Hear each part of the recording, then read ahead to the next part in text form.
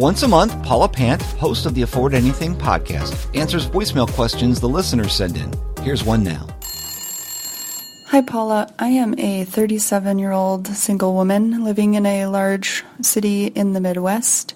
I have about $40,000 in retirement savings right now, and I'm wondering if I want to be in a position in retirement where I'm not making a rent payment, if I should take $20,000 that's in my 401k to have a down payment for a primary residence for myself. I'm living in a one-bedroom apartment, $1,150 per month right now with my almost 5-year-old son. I'm paying $700 roughly per month for his preschool. He has one more year of preschool. Including child support, my net income monthly right now is about $3,800. Money has been pretty tight paying for childcare and preschool on top of rent payments, etc. So I'm hoping, I plan that when he's able to go to kindergarten next year and is going to public school, I'll be in a better position to save some money. Right now, I have only about $3,000 in like an emergency cushion. So my plan is to, like I said, not have a rent payment when I'm retired, but I'm close to 40, so if I'm going to ever have a mortgage, I feel like it would be better to get started in on that now rather than wait until I can save enough money for a down payment.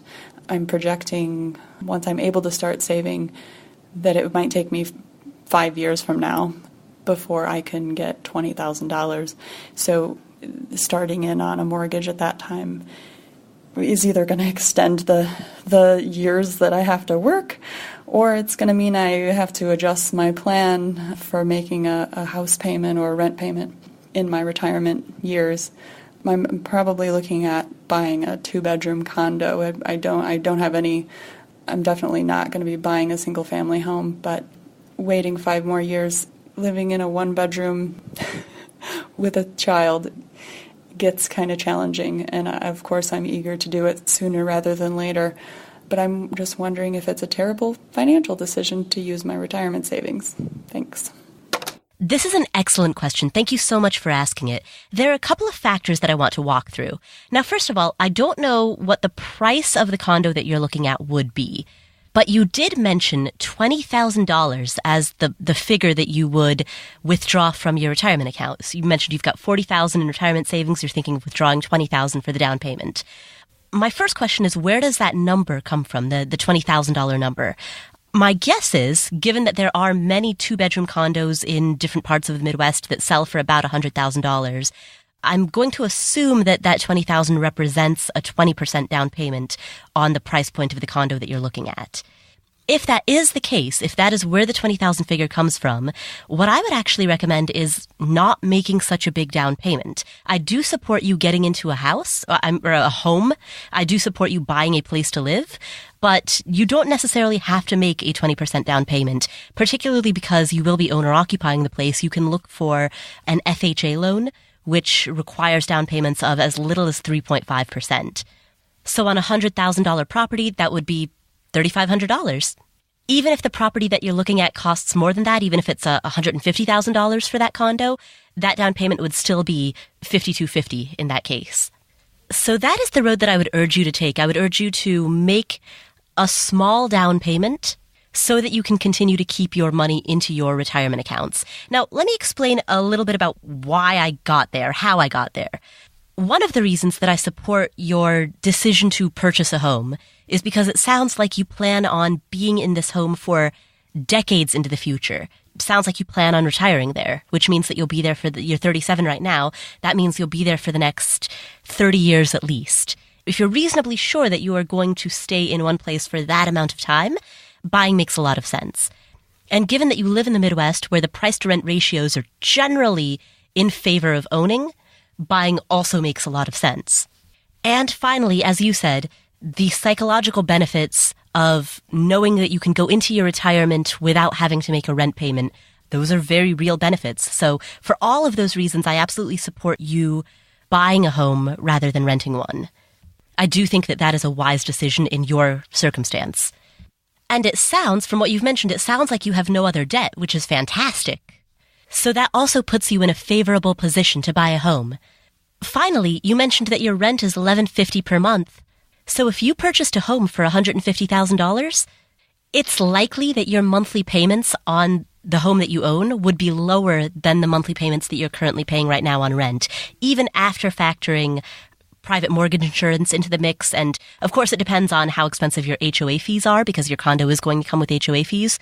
But still, it sounds like your monthly payment on your mortgage plus HOA plus private mortgage insurance combined would still be lower than what you're paying right now in rent. So not only will home buying allow you to start building equity, but it will also quite likely lower your monthly payments, which means that you would be able to save even more. Now, just to be clear, I don't think that home buying is a great decision for everybody. I'm saying this for the sake of everybody else who's listening. I don't necessarily think that home buying is, quote unquote, always the better choice. But in your specific instance, based on what you've told me, it sounds like it's the better choice for you. Now, as to the question of why make a smaller down payment, my reasoning is as follows. Number one, if you were to withdraw money from your 401k, you'll be paying a 10% penalty on the money that you withdraw, plus you'll also be paying taxes on that money. So in order to withdraw $5,000 from your 401k, you'll actually have to withdraw quite a bit more. You'll have to withdraw $5,000 plus the taxes plus the 10% in order to get to that $5,000 net. So you're going to face a big haircut right off the top if you try to take money out of your 401k, which is one of the reasons why you don't want to take money out of your 401k. It would be much better for you if that money came from savings. Now, I know that saving is really hard right now, but next year when your son starts kindergarten, you won't have to pay $700 per month for preschool anymore. So take that $700 per month, put it in a savings account, and within 8 months, you'll have $5,600 saved. And that is enough money to make a 3.5% down payment on a $150,000 condo, or a 5% down payment on a $100,000 condo.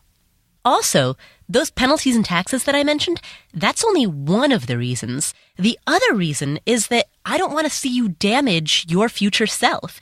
Your current retirement savings are off to a really good start. I want to see you go from good to great. You mentioned that you're 37. The rule of thumb for a traditional retirement is that by age 35, you should have between 1.5x to 2x of your annual salary saved for retirement. Now, you currently have a little less than 1x of your take-home pay saved, which is great. It's a great start, but it's not quite enough. So I don't want to see you lose any of the progress that you've already made. So the short answer is that next year, when your son starts kindergarten, you'll have $700 a month that's freed up in your budget. Put all of this into savings, and within 8 months, you should have enough money for a down payment on a low-interest FHA loan. By the way, I have a friend here in Las Vegas who's going through a very similar question. So she's 42 years old. She's about to turn 43, and she has a 7-year-old son.